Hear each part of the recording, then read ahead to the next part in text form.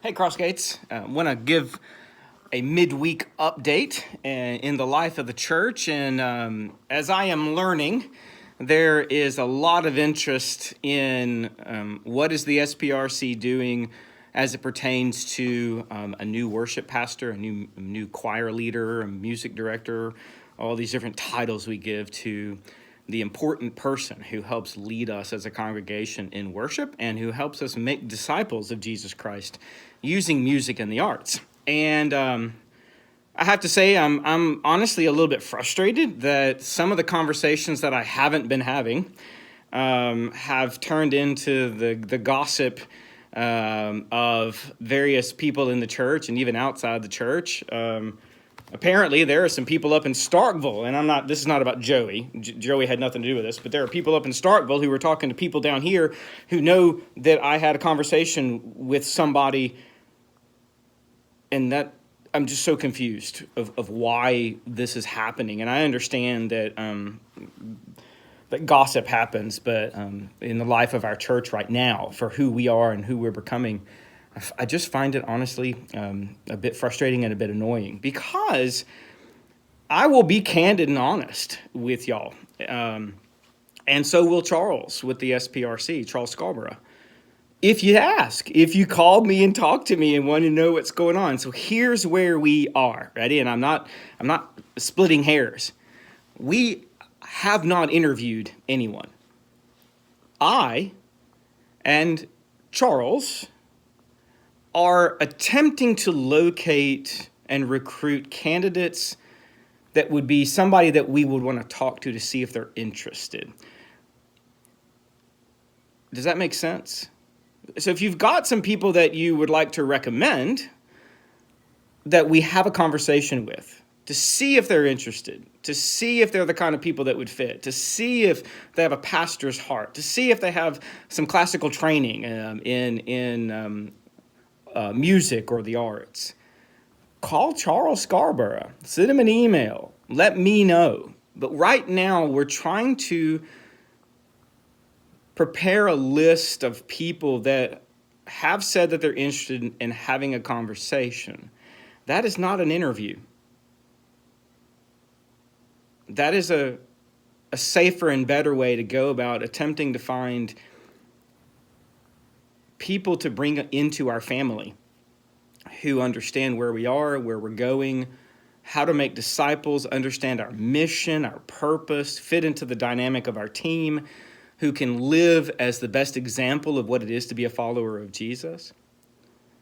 And so, in a nutshell, if you have any questions, if you want to know what's going on, call the two people who actually can tell you the truth. Call me, call Charles Scarborough.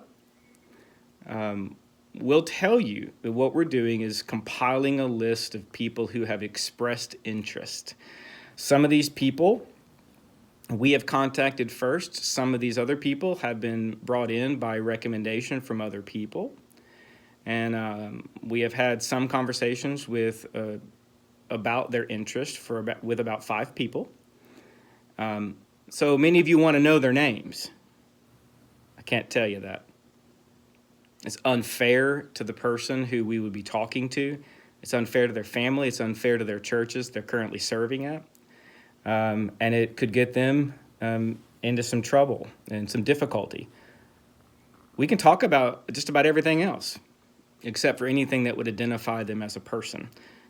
I really just hope you understand, Crossgates, that this is why we have to do what we do and why confidentiality is so important at our Staff Parish Relations Committee and from me as a staff person. And if I bring some people into confidence and ask their opinion, I would really hope that those people would keep my confidence. Otherwise, how do I go about engage the interest of people in the church and getting background and input on people? So I know this sounds preachy, and I apologize. I'm staring at myself in the camera and going, are you being preachy? I'm not trying to be preachy. I really just want all of us to understand how vitally important this role is in the life of our church right now. That it's almost as if we are looking to find an associate pastor who can help guide and lead the church into a relationship with Jesus Christ, into a lifelong discipleship with Christ, using the arts, using music and visual arts and all that we could do to bring us into the presence of God on Sundays, but also throughout the week of growing in our relationship with Jesus Christ. So, Crossgates, please be patient. Please don't gossip. Please listen and pray for us. If you've got some prospects of some people that you know of that you think would be interested in reaching out to see if they're interested, get them to us. Please, get them to us. When the time comes when we have a good list of prospect people who are interested in being interviewed, then the SPRC, the entire committee, will begin an interview process. But right now, I'll say it one last time, no one has been interviewed. No one has been interviewed.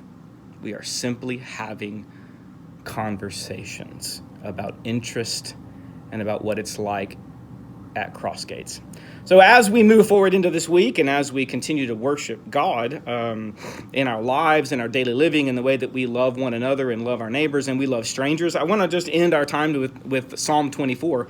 And it's a beautiful psalm, and it's a psalm of praise. It's a song of turning our hearts to God instead of our own frustrations. So I invite us now, in the midst of all that I've just talked about, let's instead be a Psalm 24 people. The earth is the Lord's and all that's in it, the world and those who live in it. For he has founded it on the seas and established it on the rivers. Who shall ascend the hill of the Lord? And who shall stand in his holy place? Those who have clean hands and pure hearts, those who do not lift up their souls to what is false, and who do not swear deceitfully. They will receive blessing from the Lord and vindication from the God of their salvation. Such is the company of those who seek him, who seek the face of the God of Jacob. Lift up your heads, O gates, and be lifted up, O ancient doors, that the King of glory may come in. Who is the King of glory? The Lord strong and mighty, the Lord mighty in battle. Lift up your heads, O gates, and be lifted up, O ancient doors, that the King of glory may come in. Who is the King of glory? The Lord of hosts. He is the King of glory. So Crossgates, let's instead of being fretful and worried about anything, let's be more focused on preparing ourselves to open the gates so that the King of glory may come into our lives and into our church and into our midst, so that we can be made clean, have clean hands and clean hearts and clean tongues and clean lips, so that we can be vindicated by a life faithfully lived. Crossgates, I see Christ in you. I see Christ in what is happening here in the church. Let's love one another. Let's care for one another. Let's speak truth to one another. Let's not be a gossipy people. Let's trust that what God has begun, God will be faithful to complete. I'll see you Sunday.